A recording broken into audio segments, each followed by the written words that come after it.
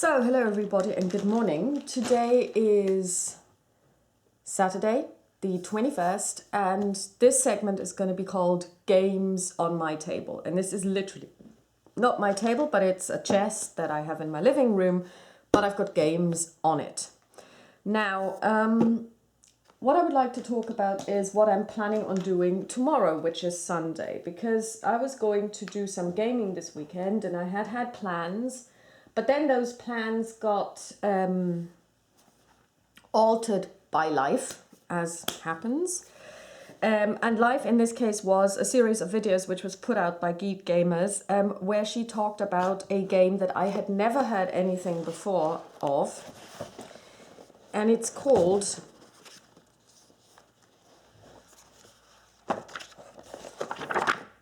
Advanced HeroQuest.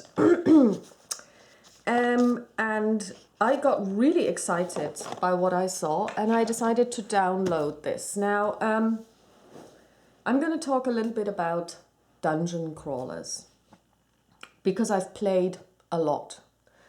I have played Descent First Edition and didn't like it simply because you can't really solo it. I've played Descent Second Edition extensively and I have both played one of the solo missions. I've got all three of them. And I've got a video series on those, and I've also started the Heirs of Blood campaign, and I put out several videos on this one, and I really love it. I've also got the two of the D&D board games, Castle Ravenloft and Wrath of Ashardalon, and I love them as well, and I've played them a lot. And when you look at my channel, you will probably only see a couple of playthroughs, but I've played them way more because I do play them on my own. And I don't always video them because, you know, it's sometimes a scenario can take 5 minutes. I've had a scenario take 5 minutes because I died on the first tile. It's a very unpredictable game, especially Castle Ravenloft. And I've also played it with friends. So this is one of the very few games, both Wrath and Castle Ravenloft, that I've played with other people and it went down really well and we had a blast. And of course, although it's not a dungeon crawler, but it's a miniatures based game, I've of course played extensively Middle-earth strategy battle game, also known as the Hobbit strategy battle game, also known as the Lord of the Rings strategy battle game. And by the way, they're going to bring out a starter box in August, which is called Battle of the Pelennor Fields, with I believe 100 plastic minis. You've got the Riders of Rohan, you've probably got some evil forces, and on the box you have Theoden and the Witch King, well, stills from the movie, and I believe that they will probably put out a Witch King miniature. So if you're interested in this and if you're trying to get started, this is something that I can recommend without ever having seen it because it contains all of the rules. It'll give you 2 big armies. They're all made of plastic. You can start your building skills on those because if they're plastic, it's not going to be so difficult, and you can start your painting and everything as well. So, and I've got plenty of these games, well, several, and I'm of course a role player, and at the moment I'm in the Ravenloft campaign. I'm a level 9 ranger, 5th edition, and I like fantasy gaming. And although 5th edition is completely without minis and, you know, all fighting happens in your head, I still love it. But of course, this idea of having tactical skirmishes is something that really appeals to me, as you know. And all of the games that I've mentioned have some very good advantages, but also some serious disadvantages. Or, well, serious. They have some disadvantages. Both the Wizards of the Coast games and Descent Second and First Edition have beautiful minis. Very detailed, easy to paint, lovely, imaginative. There is nothing I can say about those. They are just great.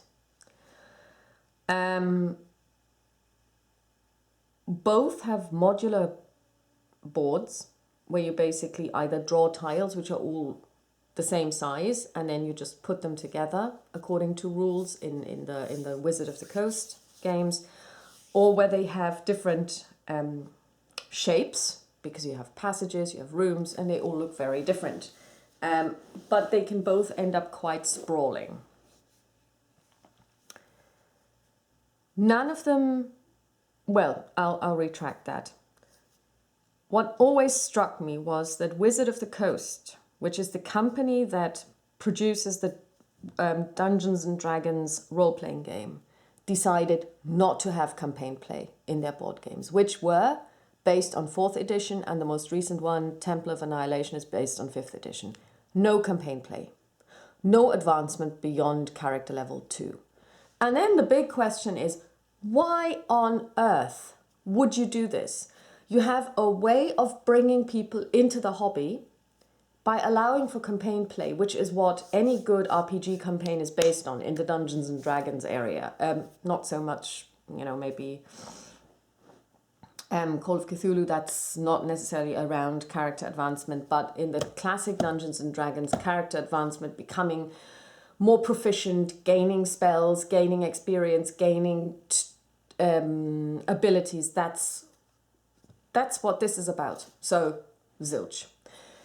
Now, Temple of Annihilation supposedly has a campaign, and I inquired about this when I saw this, because I thought, I would love to have a campaign. And I questioned this in one of the forums that I'm subscribed to, and then somebody came back with a detailed explanation and then said, actually, they call it campaign, but it's not.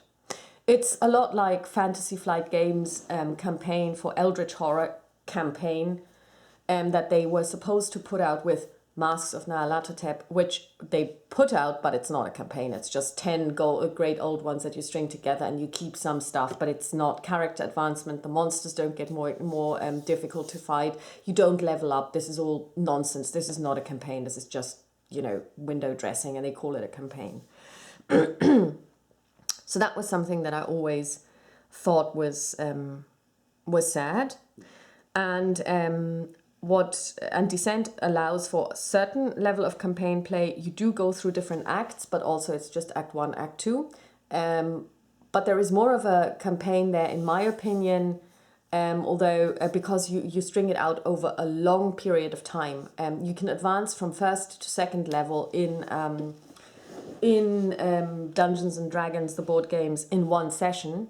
And usually you don't keep it from game to game, so basically it ends there. But in the Descent 2nd edition campaigns, it is a lot longer, and it lasts a lot longer. So I really like this. What I'm missing in the Descent 2nd edition is the absence of events.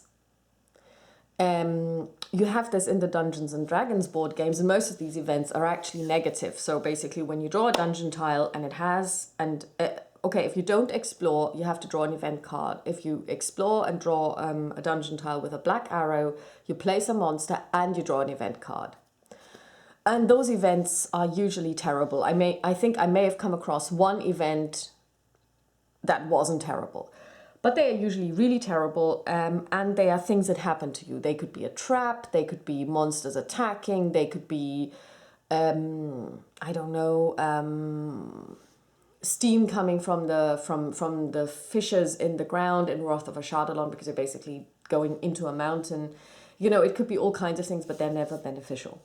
So what I would have loved for them to do is to add events that are also beneficial. So for example, you meet a creature, you meet a wandering mage, and you can talk to him, and then you use your skills. But that would require you to have skills that go beyond mere talking, mere fighting, because the Dungeons and Dragons board game only has fighting skills, as has Descent. You don't have things like intelligence, you don't have things like charisma, you don't have things like bargaining. These skills all don't exist. And of course they don't, because it's not a role-playing game, but I think they really missed an opportunity there, which they could have used and could have said, okay, if you would like a role-playing board game, we're going to add this. If you just want the skirmish game, you don't have to play it. It would have been very easy. They didn't do it. And in that respect, I think that something that's not a dungeon crawl per se, but is similar to it, namely 2nd edition Runebound, fares a lot better, because there you do have events and they can be very beneficial. So some of them are side quests, you know, take this card, go to a place, blah, blah, blah. If you're in a swamp area, do this, and then you collect something and then you get something in return. Or take this card, the next time you meet blah, blah, blah, whatever being, you know, you show them this card, you know, basically you have some knowledge that they can use. And, you know, they did a lot better with that. So essentially, none of the games have nailed, in my opinion, although they say they may have nailed a board game based RPG experience. They all have some parts of it, but not all of them have, not one of them has all the parts. And like I said, life happened, but life happened twice. I lie. If it's just Advanced HeroQuest, then I'm actually lying to you, because something else happened as well. And that was on the Solo Board Gamers Facebook page. Somebody was inquiring after which dungeon crawler should I get? And then this guy comes back saying, oh, I think you should get Castle Ravenloft, but only played with the campaign from Board Game Geek, because this takes you to 10th level and it's great. And I was like, what? And a lot of people were like, come again? What campaign are you speaking about? What is this 10th level thing? And he came back and he sent a link to this document, which is called Castlevania, sorry, you can't see this, Castlevania Quest Belmont's Curse. And it prints out on, it doesn't have page numbering, but I guess it's about, well, yeah, it does, 20 pages, including, that's actually wrong. It's 20 pages, including the character sheet. It's a series of events. It's a series of adventures. It has 4 adventures, town quests, exploration events, town, if you like, town visits. It does away with all of the rules from the base game. And it basically tells you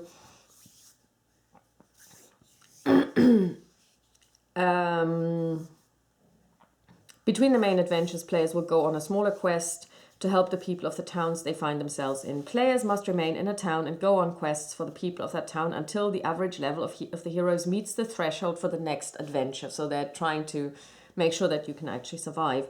Once the threshold of the adventure is met, the players may not perform any other quests until that adventure is completed. Once a new town has been reached, players may not perform quests or go to the marketplaces in the previous towns. You get gold coins, you get treasure cards, and so on and so forth. You can win, you can keep them. So if you have a healing surge that you don't spend, it carries over. You can level up.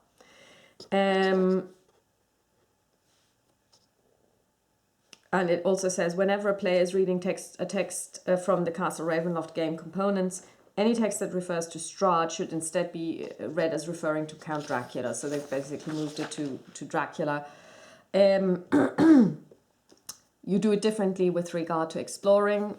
You always draw 2 tiles when you explore. You explore by spending movement points. You don't end your movement just because you explored. The monster stack is done differently. You take the monster tiles to create the monster stack: 11 1 monster tiles, 6 2 monster tiles, and 2 3 monster tiles. There is a treasure matrix. And there are things that happen to you and how this works. So here, for example, this would be a town of Olden, and you have 3 quests that you could play. 1 to 5 is a daylight raid. 6 to 10 is Slay the Fiend. 11 to 15 is Rescue the Child, and 16 to 20 is a Light in the Darkness. And when you turn to page 16, these are explained and what this means and how you do it.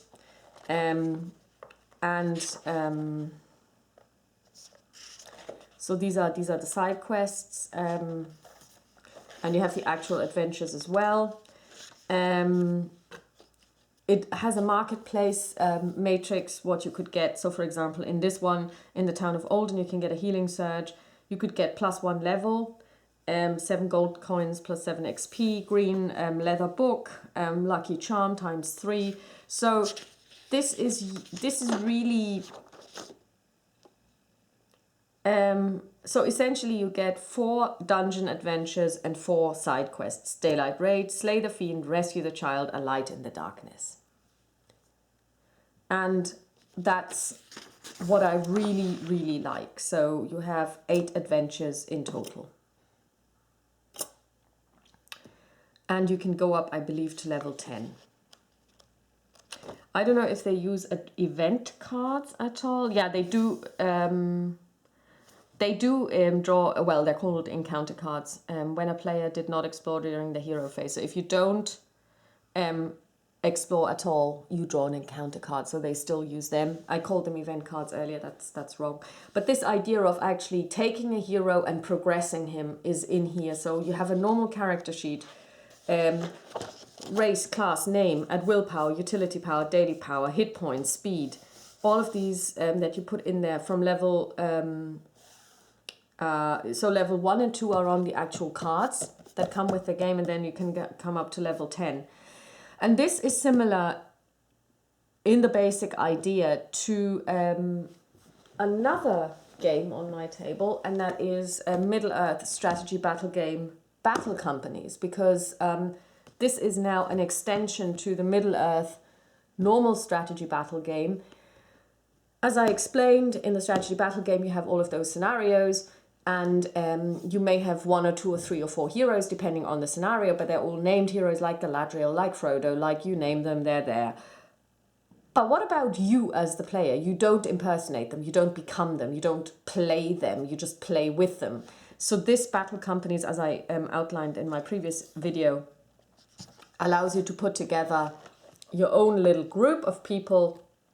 You have to name them, they all have names, you have heroes that, you know, you can become them. I could choose one of these and elves and call her Gesine and she would be fine. Well, having said this, they're all men, so that wouldn't work, but you know. So Games Workshop, you have to put out female miniatures for this to work for some of us. But anyway, again, the idea is you personalize it. You have you have a series of events, a series of battles. As I told you, they have a really nice campaign in here, and you progress your heroes. You become more proficient. You gain experience. You gain abilities. You gain things as well, allies, etc. And this is something you can do here as well. So this idea of personalizing it and making it their own, giving it to the players to make it their own, you can find in here. And I highly recommend this. I haven't played it yet. This is what I was going to play this weekend, but now I'm going to play something else. But I'm definitely going to play this, and I may actually film 1 or 2 of these. And what is...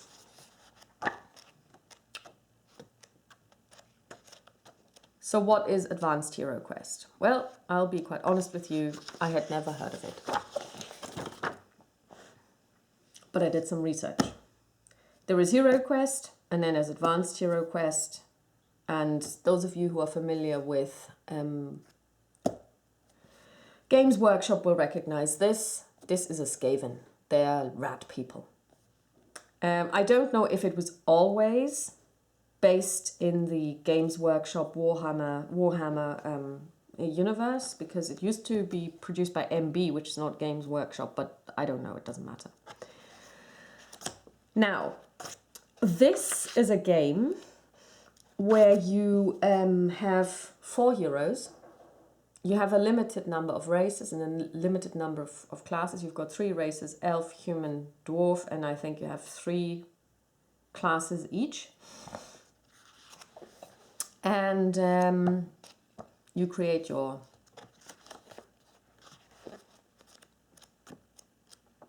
hero. They have pre-made heroes here. It's all, of course, these are now the Games Workshop minis, so it is around minis as well. It's a miniature game, and when you get it out of the box, it also has miniatures in it. And you usually play it opposed. You have a game master and you have the group. And the game master builds the dungeon, but it's done based on die rolls, because you have all of these, and it's a skirmish game. There are plenty of rules around how to conduct combat. If you've played Descent, then this is not a problem at all. You've got this, you've got something called a death zone, which is nothing but a zone of control. You have line of sight, unlike the D&D board games where you don't have line of sight. But for example, here you've got an example of line of sight. This guy can see these 3, 1, 2, 3, but he can't see this one, and he can't see any of these.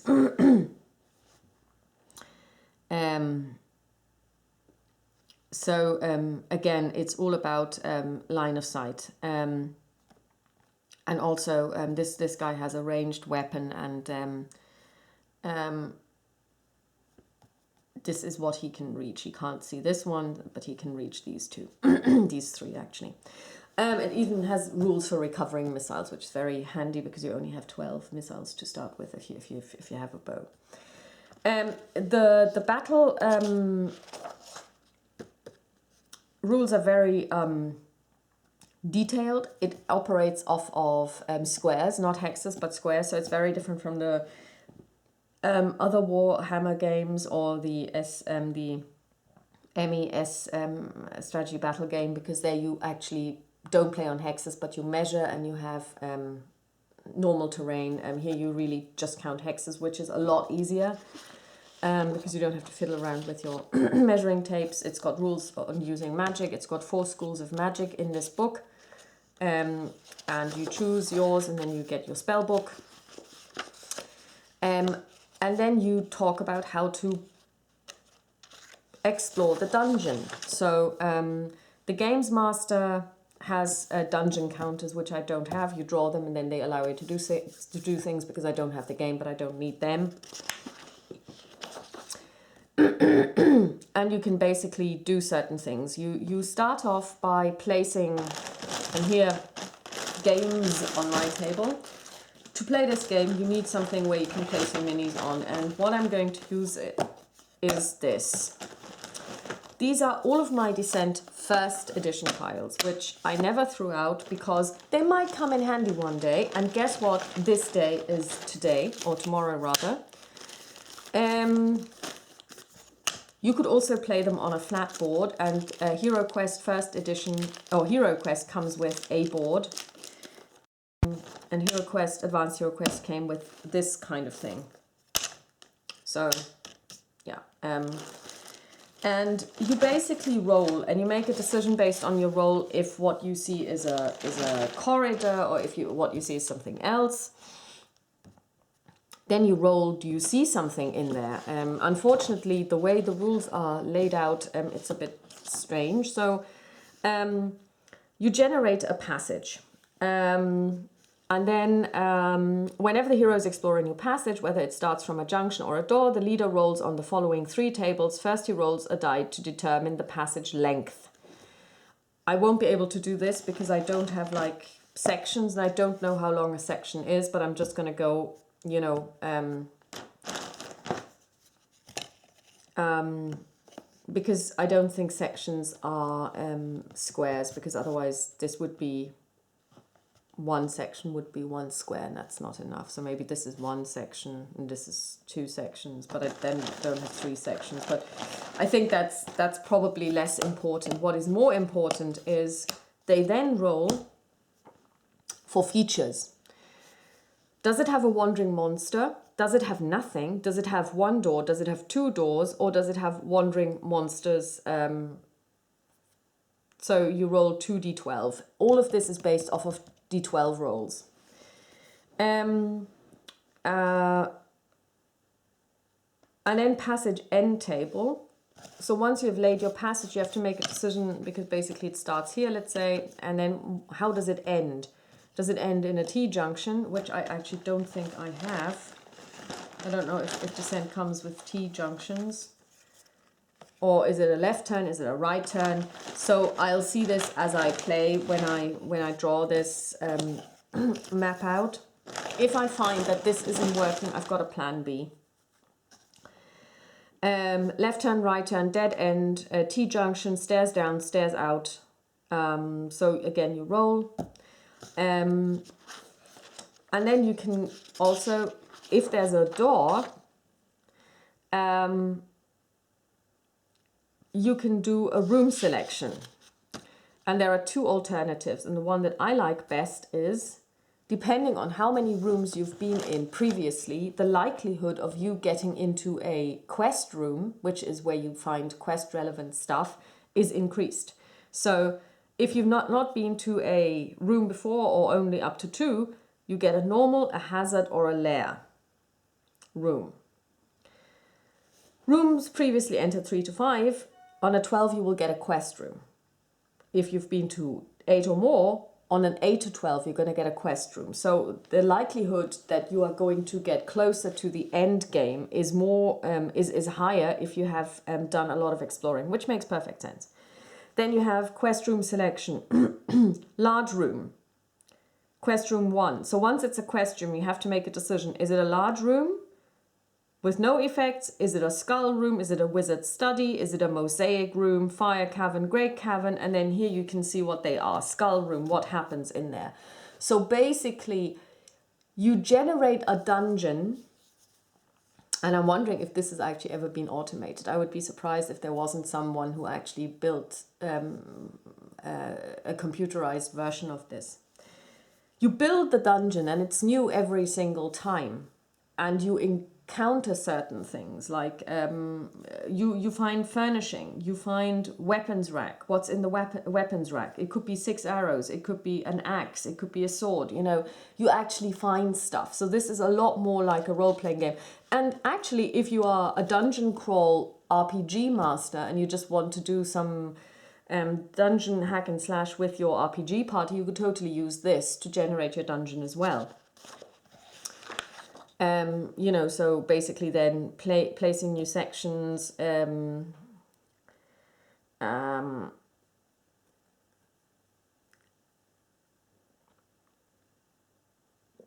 you can also reuse parts, because as you explore, you know, you might run out of dungeon tiles, and you should also map it.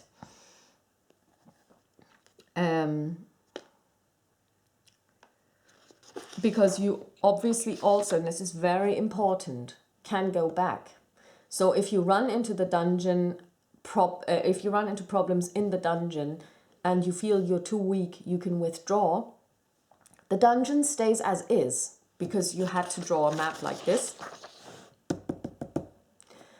But you also, for example, if you enter a room where you encounter enemies, you will maybe slay 3 of them and then you have to run away. The others will stay and they will be there the next time you show up. So I really like this. This is continuity as well. You've got the combat and monster treasure table. It's all in here. Magic armor, you know, all kinds of things that you could, in theory, find. Magic wands, what do they do? What kind are there?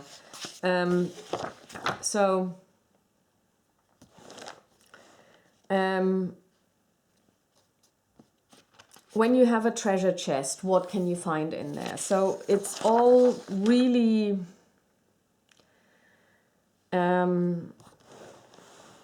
it's all laid out for you. So for example, if you run into a Minotaur Lord, you get, on a roll of 12, you get 170 gold coins plus 1, you roll on the MM1, which is monster magic treasures, and you get 1.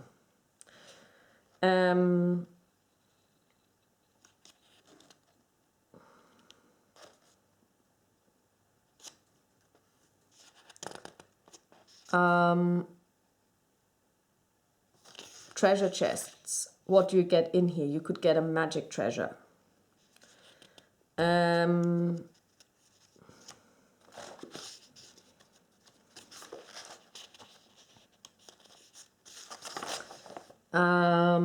Amulets. So these are all things you can find, and I find this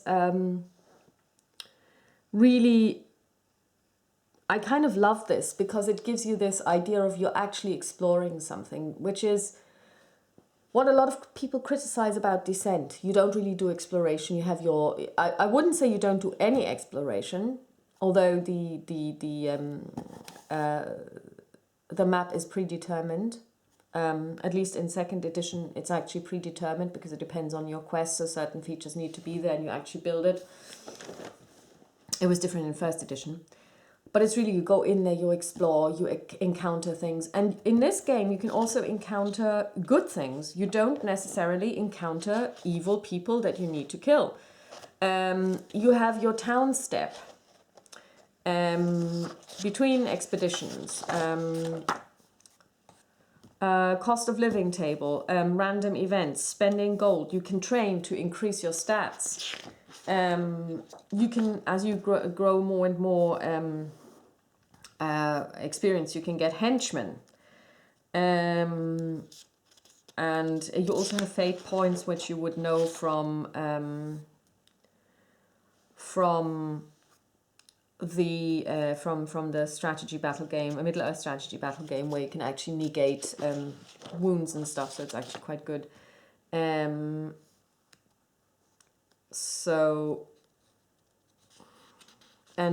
You have different types of henchmen and what they can do. So you can increase your troops, as it were. And you also have the possibility of creating campaigns, and you have the quest generator. And that's what I'm going to do. I'm going to randomly generate a quest. And then we will try and play this quest. And as I said, I've got a plan B just in case I get annoyed with having to use these tiles. I've got the Dungeons and Dragons Fantasy Adventure board game. I've never played it. I got it as a gift. Somebody found it in a thrift shop. It was made by Hasbro in 2003, and it's so now 15 years old, and it is in mint condition, and it is complete. And it comes with, so I'm going to put this back in, your custom-made dice, which I don't need. It comes with these interesting things. So here we've got trees and stuff, so terrain, as it were. And it comes with two things which might come in handy. Well, one of them will definitely come in handy. Whoops. And that is, because what I have only talked about but haven't really shown you is all of this needs to be played with some sort of tokens to represent your heroes and your foes. And I've got miniatures.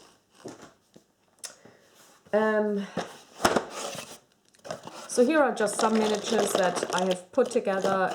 Some of these are still from Descent First Edition and were not converted over to Second Edition because Descent First Edition came with many more minis and are required for Second Edition when I converted them over. Here I've got a bat swarm. This is from Reaper. I've got plenty of these, which are Dungeons and Dragons minis put out by Wizards of the Coast for 4th edition. I've got, I mean, the funny thing is I have gotten miniatures from all over the place. Here, these are Games Workshop, and I don't know what they are, no idea. These ones I don't know where I got them from.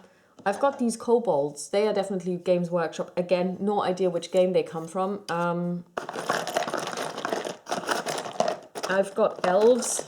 These are elves. Eldar. Also Games Workshop. So I have plenty of those, which I will be able to use. I'll probably use these as Skaven because I've got 2, 4, 5, 6, 7, 8, 9, 10. And there's one in here that's painted. That was my first ever miniature that I painted. That's him. Isn't he cute? Yes, he's cute. Yes, you're cute. So I've got plenty of these that I can use as Skaven. I know that they're not Skaven, but it doesn't really matter. You could use coins. Or chess pieces. Beastmen, Razor Wings. I love this one. This one is so elegant. I really love this one. It's a Manticore. I also found a really big genie.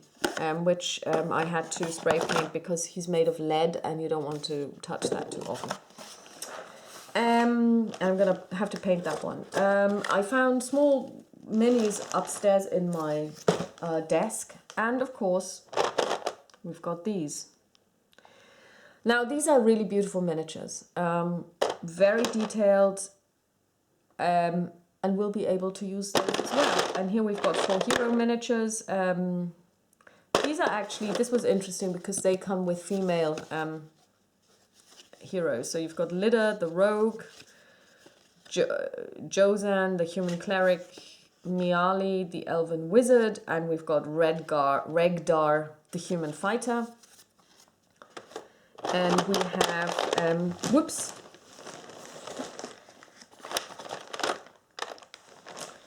This is a tree, which should be over here. And we've got plenty of monsters, which we could use. So,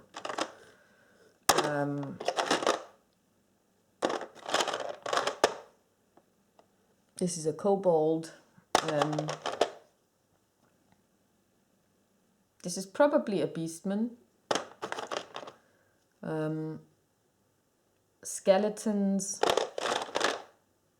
So if I need certain monsters, because I don't really like cannibalizing games, and the only game that I've ever truly cannibalized is Descent First Edition, simply because I'm not playing it, but I also never wanted to throw it out, and I'm very glad I didn't, because I can use the cards from it to, and I'll show you this in a different video, as background to other cards that I'm making for my Call of Cthulhu game.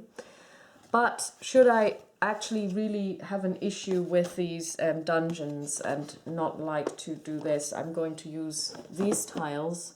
I'm just going to put plexi over it, and I'm just going to draw the dungeon on top. So as you can see, we've got 5 of these, and they're double-sided. You've even got an outside world, and we have plenty of dungeons, so we could put 1, 2, 3, 4, 4 dungeons, and it's 1, 2, 3, 4, 5, 6, 7, 8, 9, 10, 11, 12, 13, 14, 15, 16, 17, 18, 19, 20, 21, 22, which I believe is like the board from HeroQuest. I think that is 22, because there's a picture of it somewhere in here, because it says you can use the board if you like. And I counted it, and I think it had 24 squares, so that's not a problem. I can put in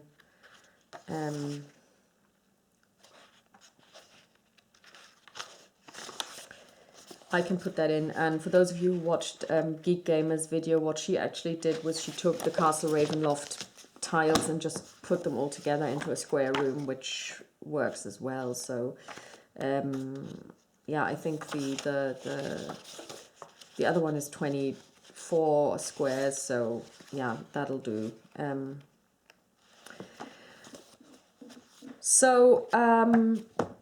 Of course, all of your adventures always start with creating a hero, and this being a true role-playing game, or almost as close as you can possibly get playing a role-playing game on a board,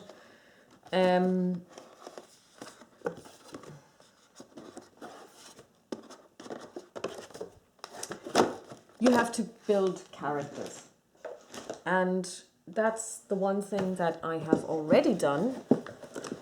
So building characters is quite easy. The rules are very straightforward, and you use a d6, not a d12. And here is my cheat sheets, my spell books. You have all of the turns and how they work. And I've already generated 4 characters. And you've got the game GM's reference sheet. You can get all of this online. It doesn't cost a thing, and it's in the public domain. It's not even like on one of those services where you have to pay to download stuff. It's just available. I've made 4 characters. We've got Callisto, who's a human wizard, and she has... oh, you also get 1 skill card per person to begin with. And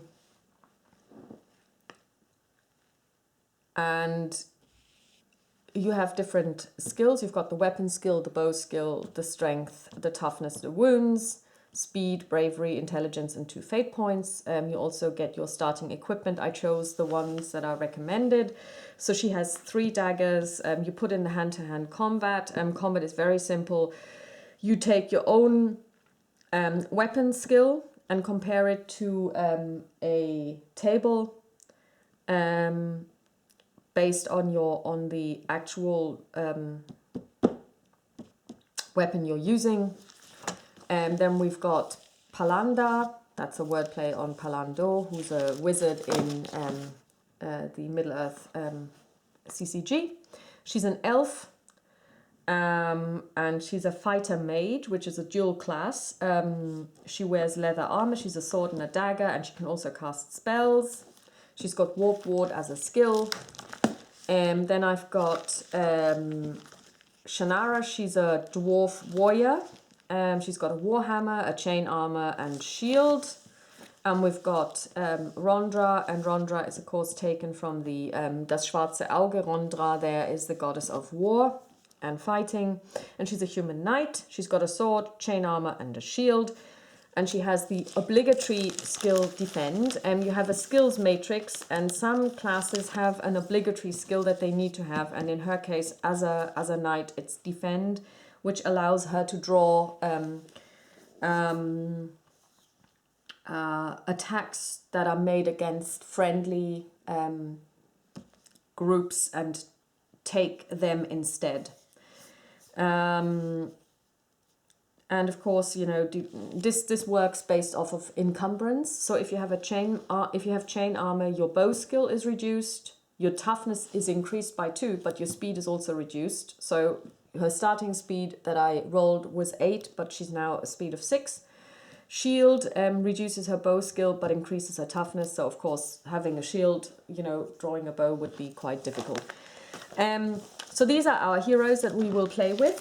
Hopefully we will not die on the first tile, but you never know. I will probably roll up the adventure tonight, depending on how I feel tonight, because this afternoon I actually want to go on a little bit of an expedition. We'll see how I feel in the evening, but I might roll up the actual adventure, and I will post that as well. It's going to be quite unexciting. It'll be me sitting here with plenty of paper and just rolling up things. And then tomorrow we will build our first dungeon, and that's going to be interesting because that's of course going to be live, and rolling on these things might make it a bit tedious to watch, but you know, there is always the possibility of not watching or of fast forwarding.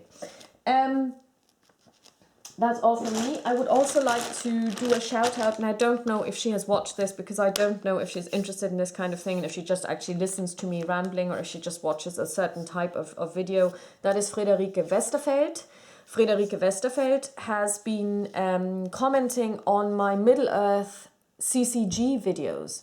She's a new player, and she has also drawn my attention to a Board Game Geek list where somebody has created, I believe, 10 or so solo quests. And they're built even for people who have never played before so that they get used to the game. And I really like that. Ace, number 1. And number 2, and this is more interesting for people who have fewer cards than me, he also says what kind of basic cards he used and where he got them from. So, for example, there's one where he said he had 1 starter deck, 1 dragon booster, and 1 something else booster.